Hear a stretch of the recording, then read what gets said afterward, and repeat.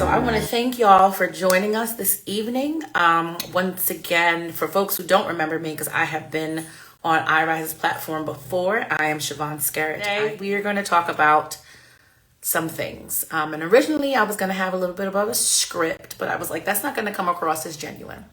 So today what I'm going to share with you all is a little bit about my mental health journey and the things that have kept me grounded, have kept me feeling like, okay, everything's going to be okay, especially on those days that I don't feel okay.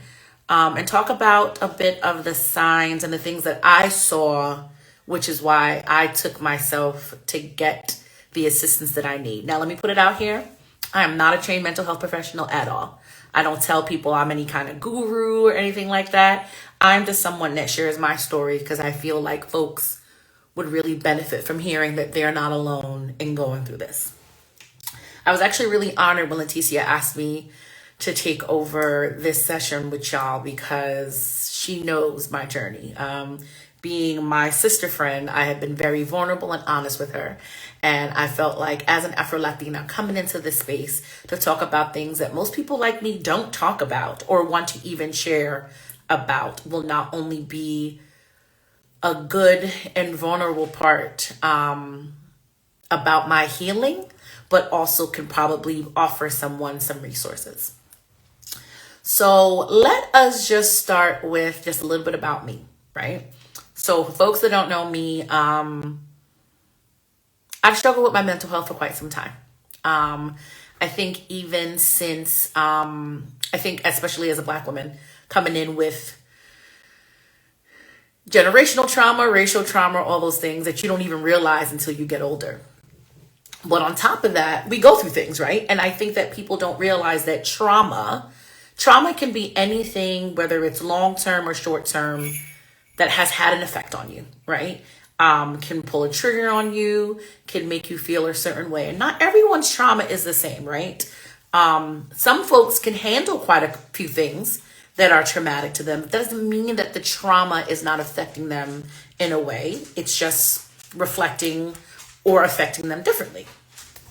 So growing up, I think a lot of the things that really started to surface was traumas from things that were, neighborhood I grew up in, and my family was solid. But even some of those things in conversations with them, I think my family trying to do their best to protect me and support me. I still had some things going on. And it wasn't until college, and just know that I'm going to give y'all a short snippet of this and I'm going to have y'all ask questions because I think that would be the best use of our time. I digress. College is when I really realized I needed some more assistance. And I will be honest, at that time, I don't know if it was the practitioners I was working with, or maybe it was my lack of openness to get help, but it didn't work. It didn't work.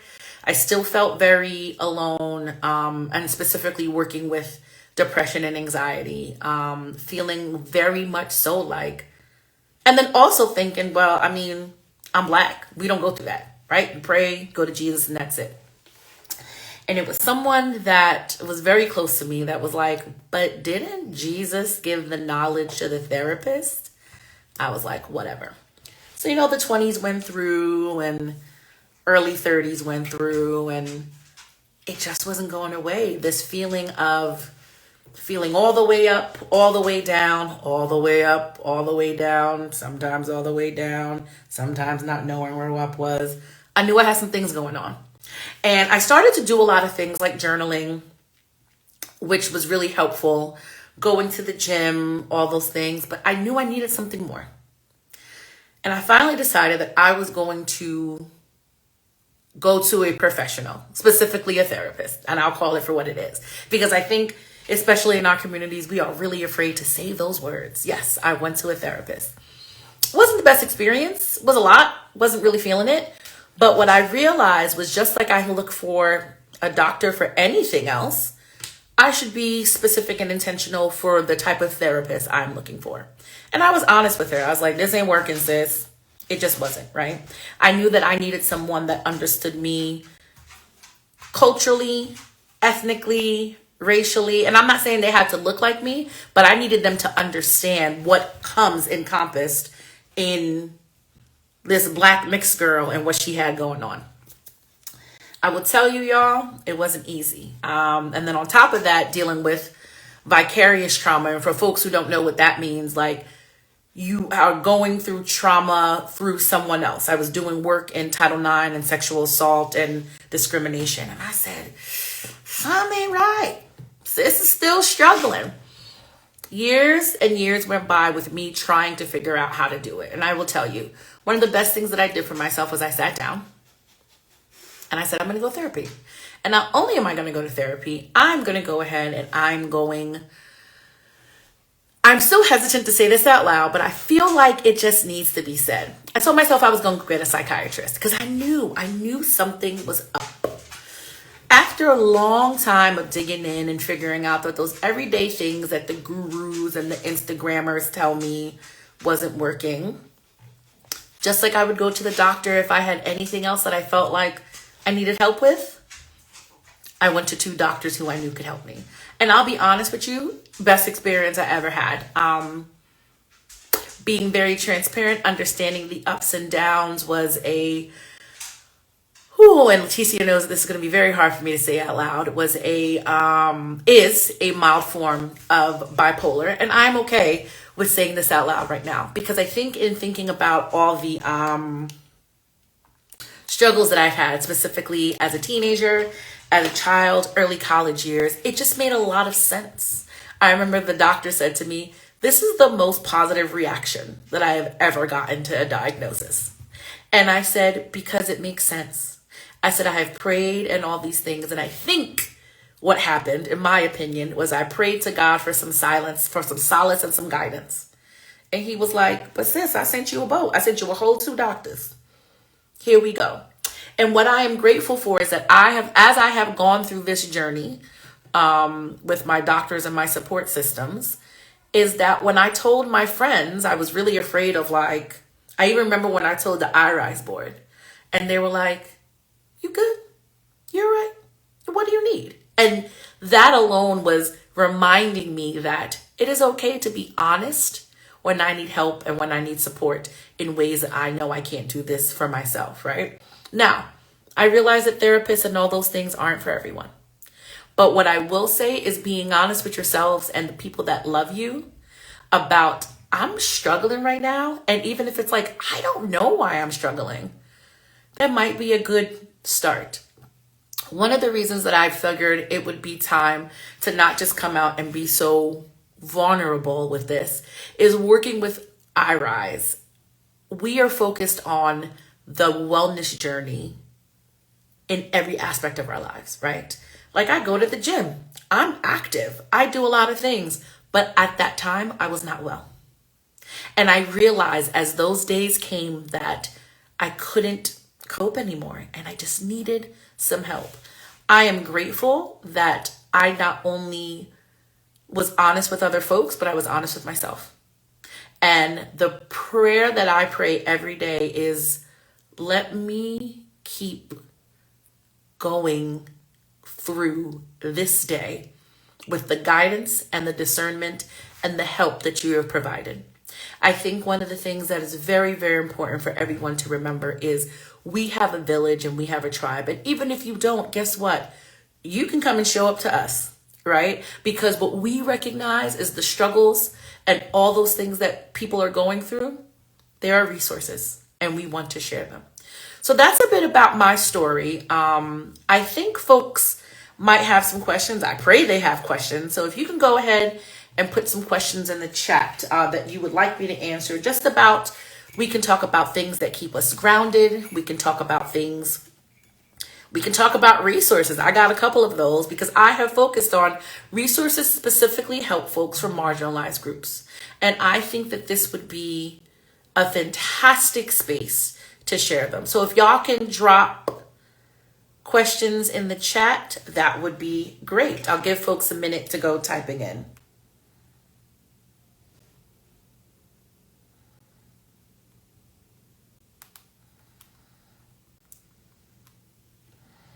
Welcome. I see people have definitely joined. Thank you for coming.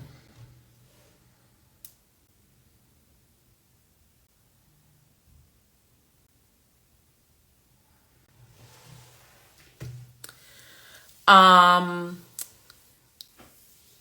okay, I don't think people are gonna have questions, but this is what I'm gonna do. I did write down a few things that I wanted folks to realize. Well, to talk about, right? So let's call it for what it is. In communities of color altogether, right? We don't talk about mental health. We don't talk about, yes, thank you. So what is mental health for me, right? So, oh, these are good questions. Thanks. Thank you, Vince. All right. All right. So what is mental health for me? You know what mental health is for me? It's not just about mental health is like, am I feeling balanced?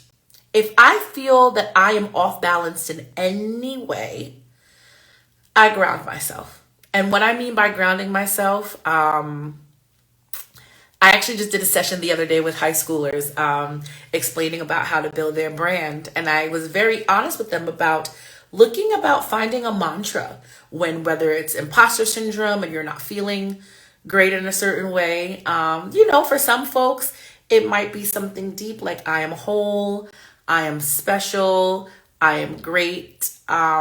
It might be a lyric to a song, right? Nikki says, give it up.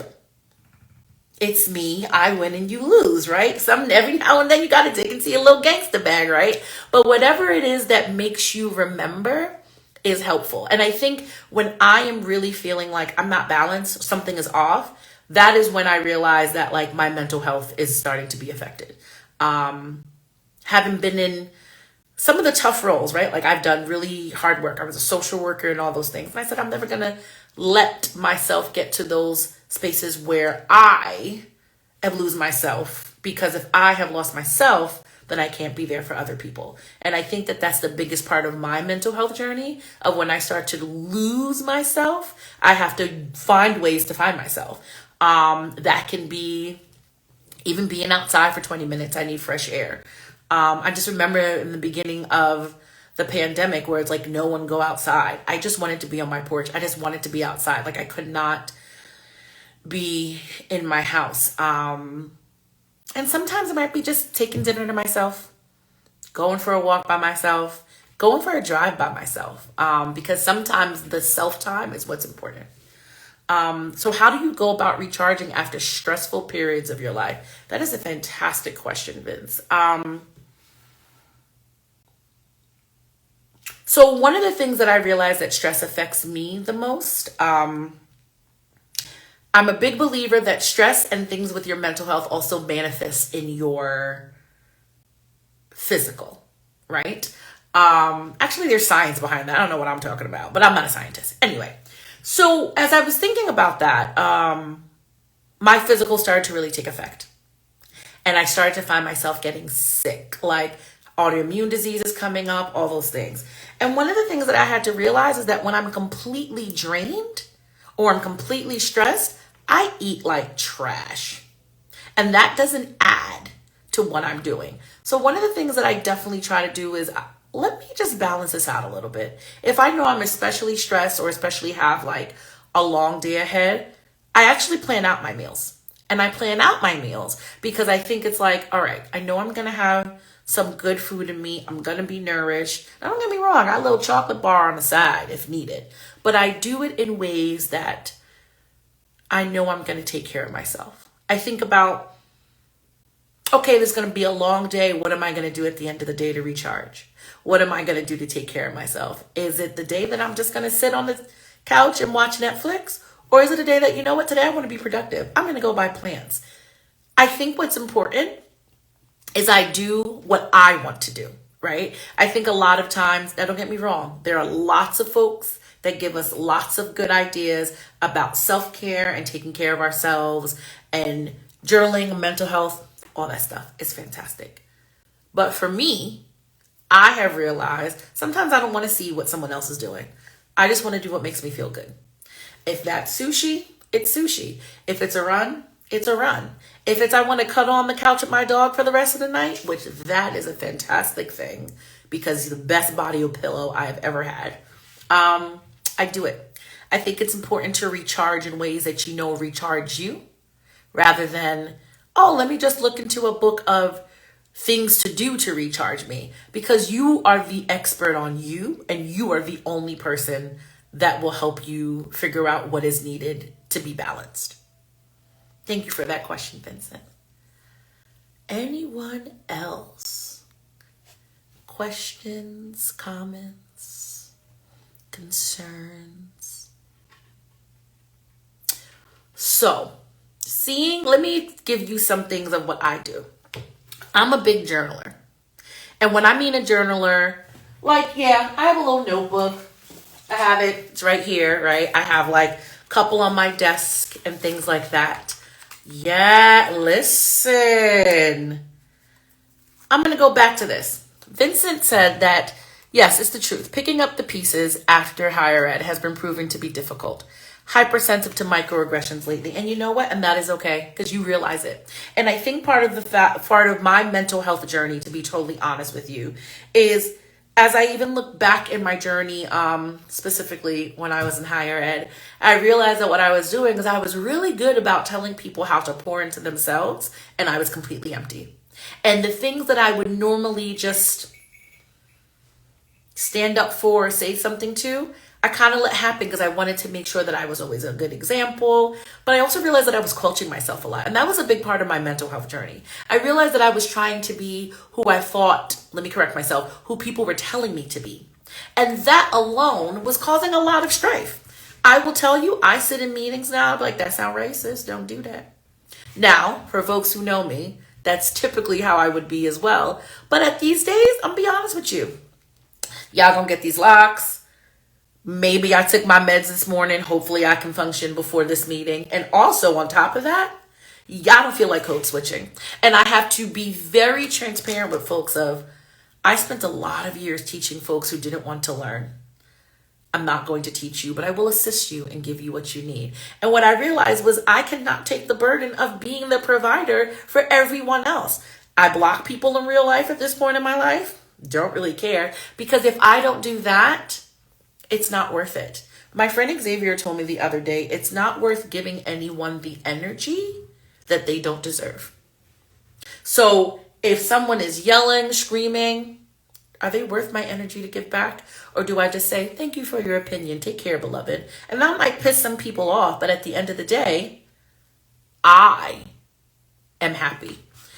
I totally agree with you. Like, I had to be the role model for so long that I forgot. And that goes for even in my family.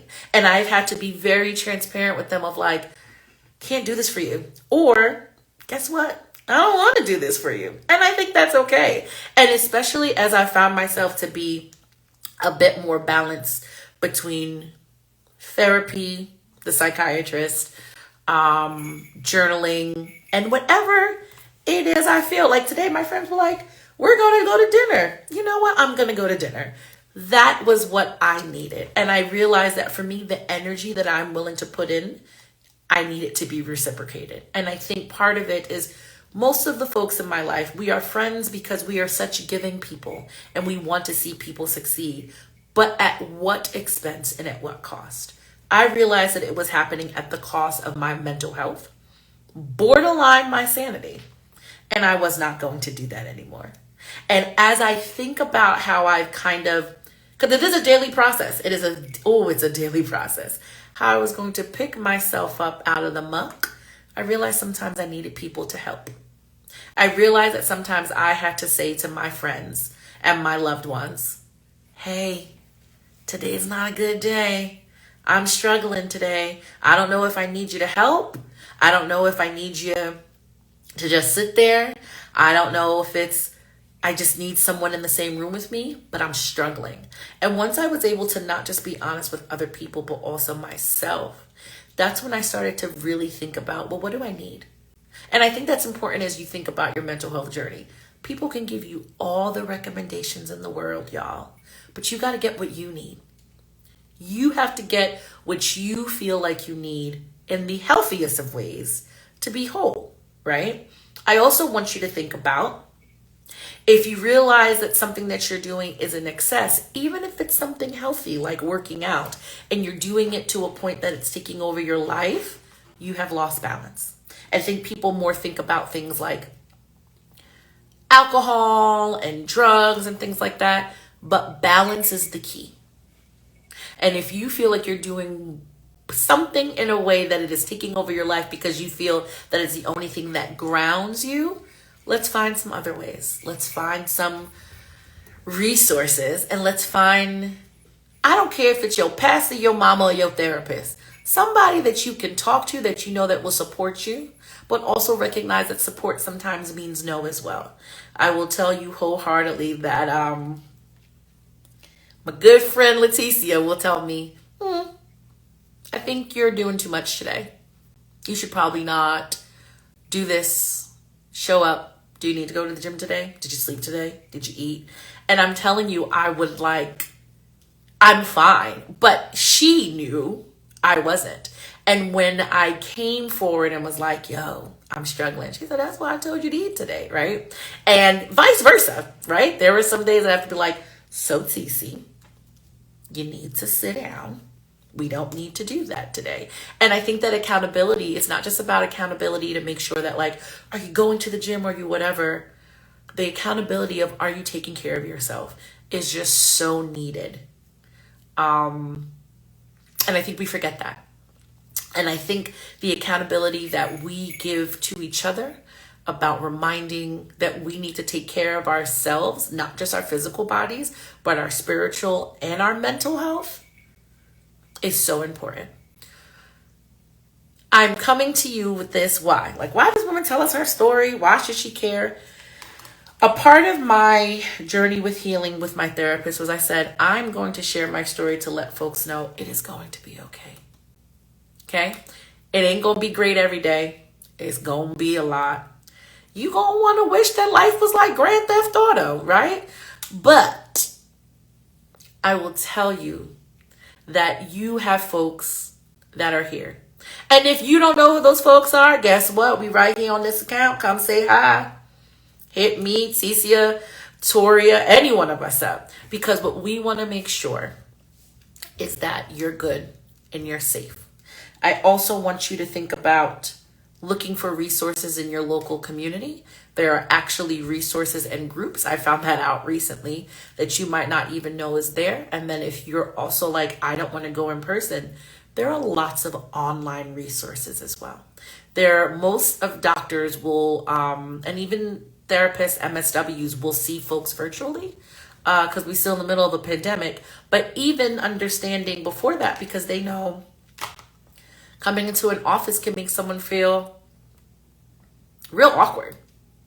And I will tell you, it's kind of dope to be able to talk to my therapist or my psychiatrist on my couch, sometimes in my bed, sometimes on my porch, because it's what I need to feel like I'm okay today. And I want to share this and I want to unpack this, but I also want to be comfortable in doing so.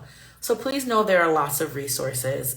This is just my story, my journey, talking about the things that I have done to ground myself and how I not just find myself, but keep myself, right? And keep myself the way that and I say this wholeheartedly, I know that I need to be grounded and supported. Sometimes that's by myself. Sometimes that's with other people.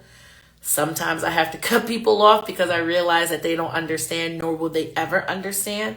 But that's okay, because the people who need to be in my life are the ones that are here. I'm going to give folks another chance if they want questions or something to share. We have I came on a little late, so we have about 5-ish more minutes. Anyone have any questions, anything to share? And we will be sharing this online on our site as well.